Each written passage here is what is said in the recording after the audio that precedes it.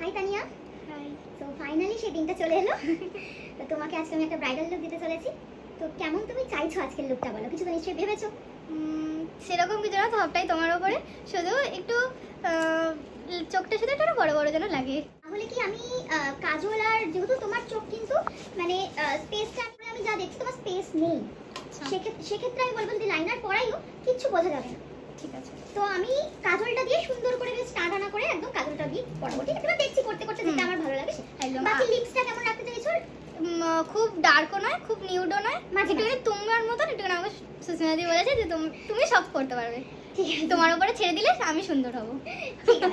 তাহলে শুনলেন তো, ব্রাইড আমার ওপরেই সবটা ছেড়েছিল, যেটা ভীষণ চাপের বিষয়।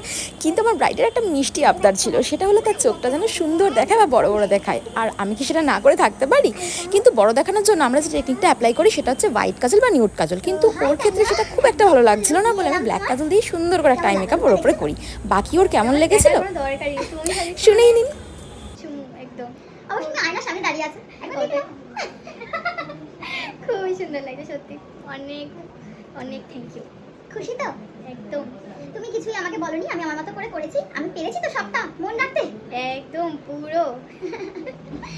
ওকে, তো চলো আজকের দিনটা খুব ভালো করে কাটাও। অনেকটা দূরে যাচ্ছ, খুব ভালো থেকো।